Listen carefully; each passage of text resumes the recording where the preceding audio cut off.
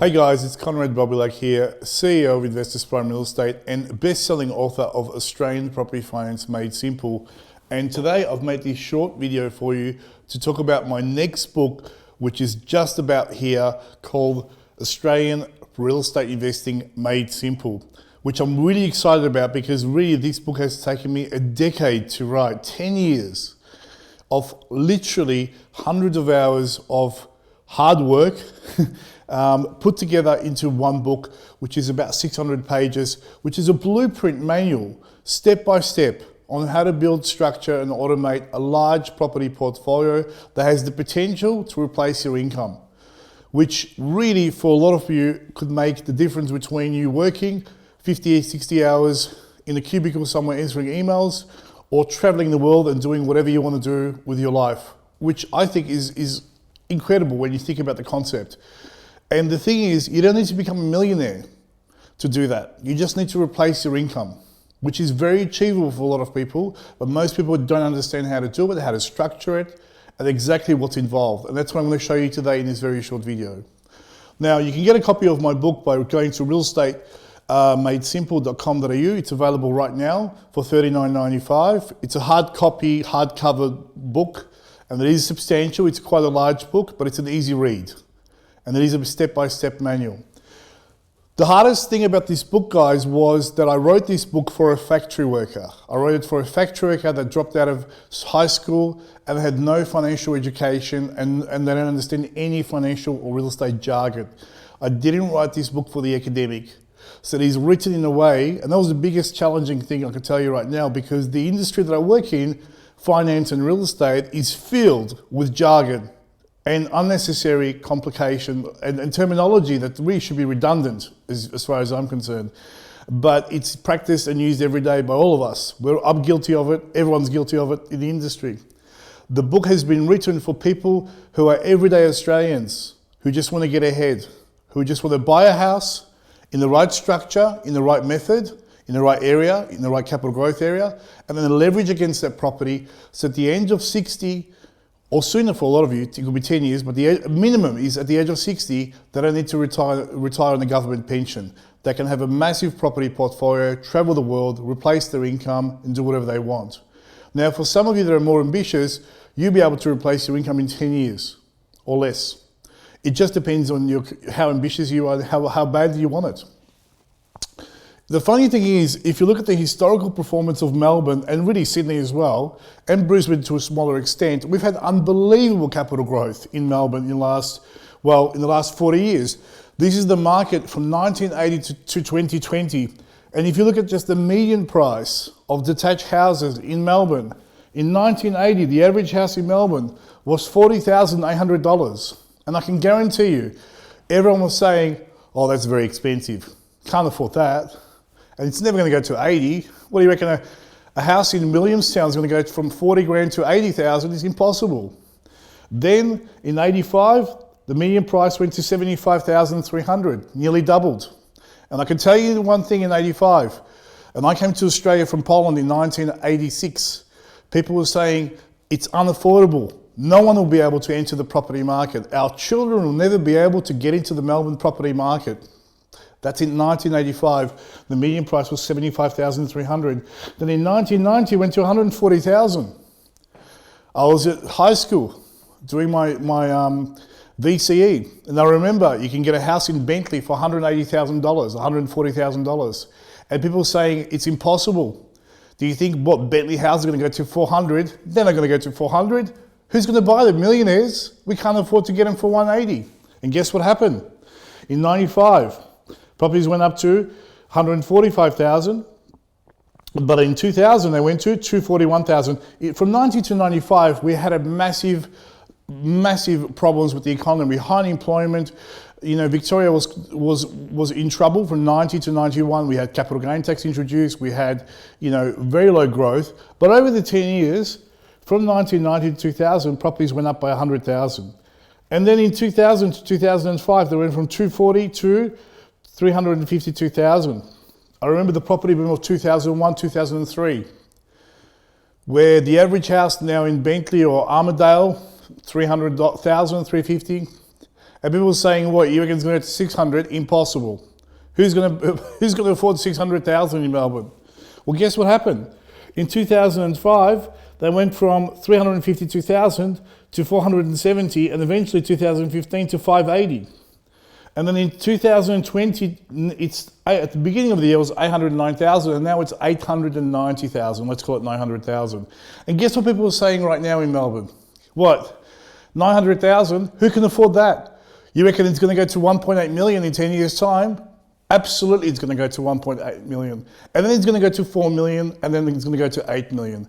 The most important thing you have to understand, it's going to happen with or without you. It doesn't need your money. You see, the problem with all these economists and all these academic experts is they keep calculating capital growth in Melbourne, Sydney and Brisbane based on domestic income. And I can tell you something, the Melbourne property market is an international commodity. There are hundreds and thousands of millionaires in China, Hong Kong, Russia, Malaysia, Singapore who want to bring their families over, and they're going to be paying for those properties in cash. This is no longer a market that is determined by the household income of the average Victorian, which is $78,000 per year. This is an international market, guys. Melbourne is New York.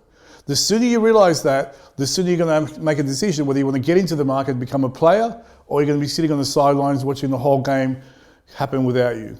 And you don't want to be left out in the cold at 65. Because most people at 65 retire dead broke, asset rich, cash flow poor. House paid off with 150 grand in a super fund. Now, I can tell you now, that's for my generation, and I'm 45.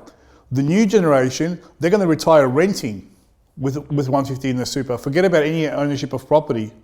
So for those younger people who are 20, guys, this manual for you could make or break you in terms of your financial future.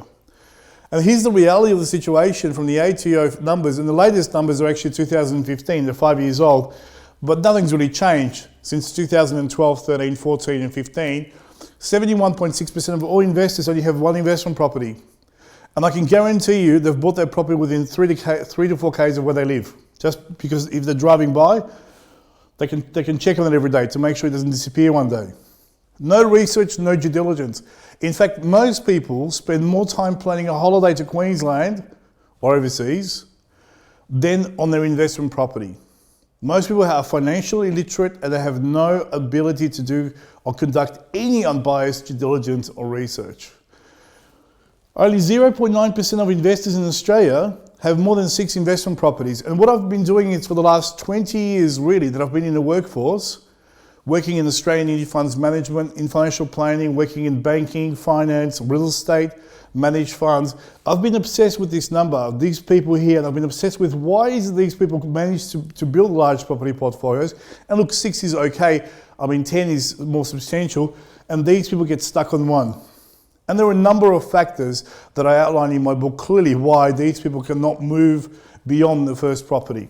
A lot of it has to do with psychology, but it's also to do with structuring and lending. Why is it that so few people succeed in real estate investing in Australia? I'll tell you number one reason. Apart from lack of financial literacy, they don't have a plan. And there's an old saying, if you fail to plan, you plan to fail. Most people, their strategy is buy, hold and pray to God. They buy a property in Bentley and they go, God, please make this house go up in value because I really want that red Ferrari or a Porsche 911 Turbo. Otherwise, I'm going to look like an idiot in front of my friends. And that's not a good way to go. You've got to have a plan. You've got to have a plan that re-engineers your outcome, whether it's a capital gain outcome or an income outcome, back into property acquisition. And this book teaches you how to do that exactly to the dollar. So 1% of the entire pool of property investors own more than 6 investment properties. So let me ask you a question. Would you like to know what they know and what they do? Because I've been asking this question for the last 20 years. What is it about the 1% of people that have more than 6 properties? What is it they do? How are they structured? Where are they buying? Now, the interesting thing is this.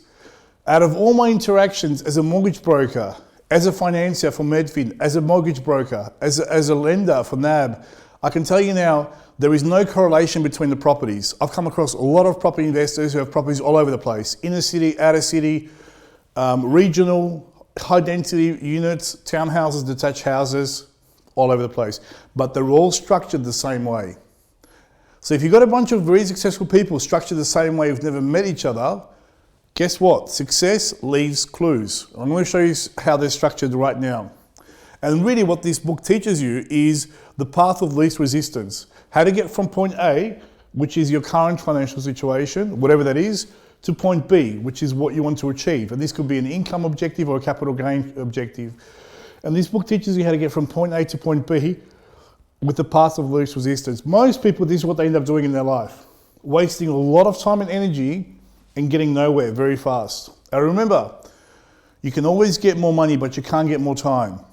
That's a resource that is running out for everyone. And it's how to use your time that's going to make a difference ultimately how wealthy you become. And it's not how much money you make that makes a difference, guys. It's what you do with the money that makes a difference. Now, there's 4 critical stages of building a large property portfolio that this book goes through. Number 1 is you've got to have the right psychology and mindset. Number 2, you've got to develop the right plan and system that is relevant for you specifically in your current situation, based on your income, based on your tax, based on your risk profile. Number 3, you've got to have access to the right team of experts around you, and this is the key thing. Your broker, your accountant should be a property millionaire. They should have large property portfolios behind them. You don't want to deal with brokers who have no properties behind them, guys. They can't teach you how to go to the next level, and your accountant is the same. So I'll show you what the team consists of and how to get this team of experts around you who can take you to the next level. This book not only teaches you about the experts, I actually named companies in Melbourne that I use personally myself to build my property portfolio. In fact, some of these companies and some of these experts have contributed chapters to this book. Like my accountant has contributed a chapter on trusts. My lawyer has contributed a chapter on contract law. My financial planner has contributed a chapter on financial planning. My property manager has contributed a chapter on property management. So this book is not only written by myself, but I've managed to convince my team of experts. And this took up to 12 months for these guys to write one chapter. I was just calling them up all the time. Where's that chapter? And eventually, after stalking them literally, and threats of violence, which worked, they managed to produce a chapter each, which I've put into this book. And ultimately, number 4 is understanding selection methodology and criteria. So how do you choose the best suburbs? How to identify the best suburbs, choose them, and then choose the best property within each suburb? Because I can tell you now, in Melbourne, there are 420 suburbs, only 50 are worth investing in if you want your money to double every 10 years. So 50 out of 420, the rest, probably not worth investing in and holding your money. And within those 50, obviously, there are properties that do better than others. So you've got to identify that criteria. And I've got a 46-point due diligence criteria that's outlined in the book, teaching you step by step, like a blueprint, how to find the best properties, best suburbs, and how to target properties specifically for the most dominant demographic in each suburb.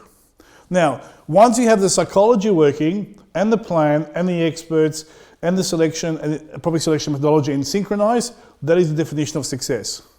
If one of them is out of sync, you're probably going to fail, or you're going to spend years not getting where you want to be. Now, psychology is all about mindset, and the mindset is that the rich distinguish between good debts and bad debts. The poor and the middle class think all debts are bad, which they're not. You cannot win the game of proper investing by saving money. You have to win it by leveraging other people's money, by controlling other people's money in an asset called property through trusts. And you've got to have the right psychology to do that. Without the psychology, if you have a fundamental fear of debt and mortgages, you're never going to succeed in property investing, because you're always going to be associating buying a property with taking on another mortgage. You've got to have the right plan. You've got to have a right plan, which is a plan in writing. I want to buy 10 properties in 10 years, or 12 properties, then sell 7, pay off 5, end up with an income of 250 grand per year passive. That's a plan.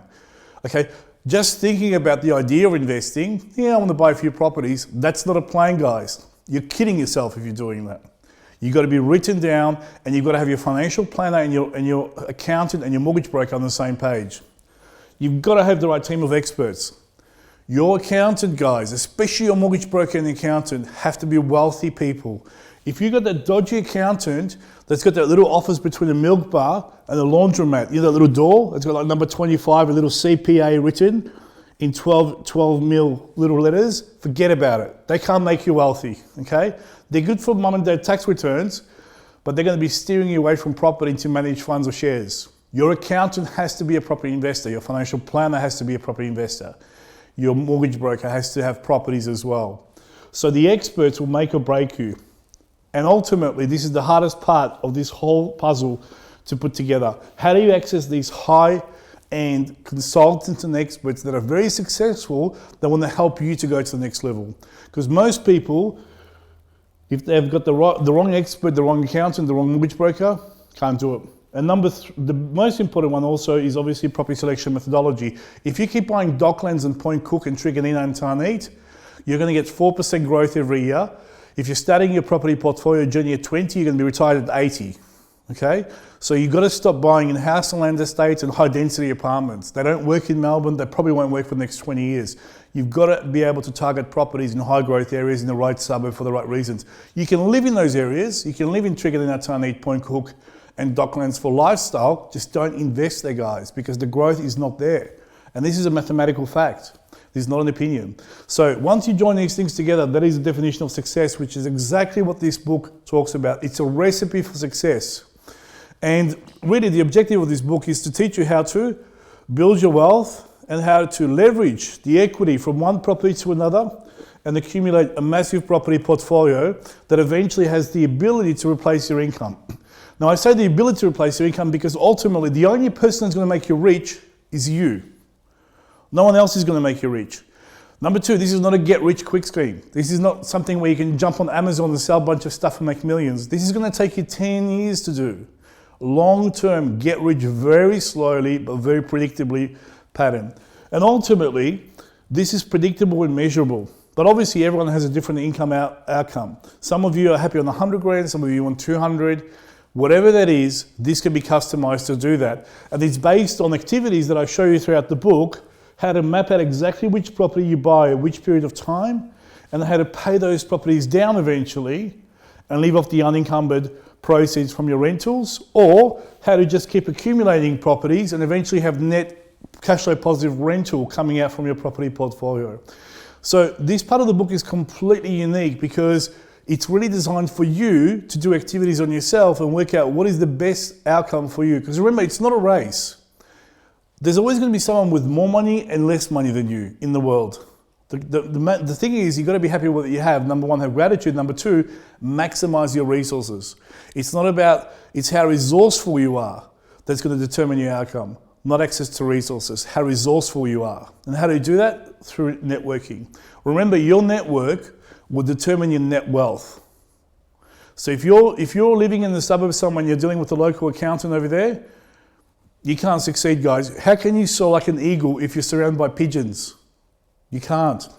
You've got to have people behind you that are more successful than you. Richard Branson always says, if I walk into the boardroom, I'm in trouble if I'm the smartest person in the room. You've got to surround yourself with people that are more successful and better than you. That's been one of my secrets for the last 20 years and what has allowed me to accumulate so much wealth. I just deal with people that are smarter than me and more successful than me. So the most important thing about this whole journey, guys, is you got to have low ego as well. The lower your self-importance, the more successful you're going to become in life. And also, while you're building your property portfolio, the book talks about structures like trusts and things that the rich do to make sure if something does go wrong, you don't get wiped out and lose your house and end up on the street. Because remember, the main difference between the rich and the poor is the poor and the middle class have an obsession with owning stuff outright and paying stuff off. The rich control assets, don't own assets. They control them through trusts and they leverage other people's money into property. And that's the reason why they're so wealthy. And this is what this book is exactly about. What they do to make sure even if things do go wrong, if you get sued or something happens financially, there isn't a domino effect where you get wiped out completely and start over at square one. Because remember, Warren Buffett's number one rule of making money is don't lose money. Number two, don't lose money. Because he knows if you lose money in property, and it's not going to be $10,000, let's face it, it's going to be $500,000 to $1 million plus, you're going to get wiped out completely, probably go bankrupt. To get back just to square one, just to zero, could take you 5 to 10 years. And remember, time is always running out. So the property portfolio structuring part of the book is priceless because it teaches you the mechanism of how to reduce your mortgage in record time, how to pay off this home loan, this red property here, which is your bad debt, which is basically non-tax deductible debt, how to set up a system where you can have sub-accounts, interest-only loans, and then how to buy investment properties that feed into that system. And then for every day that you hold your rentals in your offset account, it reduces the principal balance outstanding for interest calculation. So rather than having this mortgage for 30 years, this book will teach you how to pay it off in 15 or less, depending on your income, obviously, and how many investment properties you buy. And the whole idea, guys, is to get rid of your home loan and keep accumulating these properties, and just to keep accumulating them. And these properties are obviously all through trusts, so you're not exposed while you're building your wealth. And obviously, the most important thing to all this is if you have a business structure, whether you're a plumber, an accountant, or a doctor, you're keeping everything separated from your wealth building activities. There is no cross-pollination of these two. So if something goes wrong in your business, whether you're liable or not, you're getting sued, you don't lose your house, you don't lose your investment properties. So the book is going to teach you also how to pay off your home loan in record time, also how to structure your first investment property acquisition correctly from day one, which is very important and people get this wrong all the time. How do banks assess your serviceability, which is your DSR ratio, and how to balance your portfolio between cash flow positive and cash flow negative properties. But it also teaches you exactly where to find the best properties and how to focus on identifying the best tenants and type of property in the suburb that gives you the highest rental yield. Ultimately, the outcome is you can there's three ways to live off your property portfolio. Number one is you can live off your line of credit and capitalize the interest. Number two, you can use your line of credit, the equity in your property, to buy shares, annuities, bonds, things that pay dividends, okay? And obviously you need a financial planner for that. That's why I've got a financial planner that contributed a chapter in the book.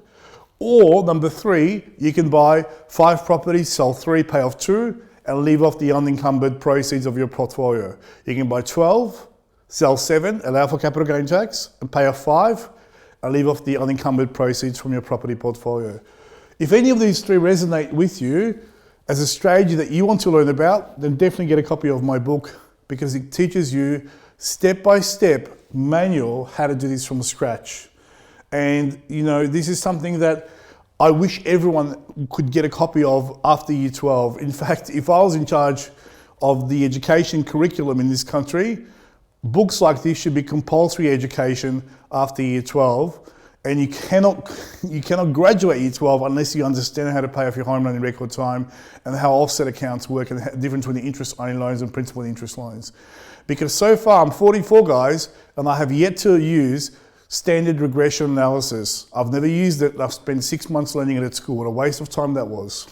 So if you want to get a copy of my book, all you got to do is scroll down below, click on either a hard copy, which is $39.95, or get a digital copy instantly downloadable and readable for $14.95. I hope you enjoy the book, guys. It took me 10 years to write this book. It's $40 for a hard copy, $15 for a soft copy. Probably one of the best investments you can make in yourself and in your personal development in terms of real estate investing. If you like the book, guys, please send me an email or give me positive feedback. I love hearing from readers out there in Australia and internationally. I do read all my emails, by the way, and you've got my email in my book as well. That's it from me, guys. This is Konrad Bobilak signing off. I'll see you on the inside.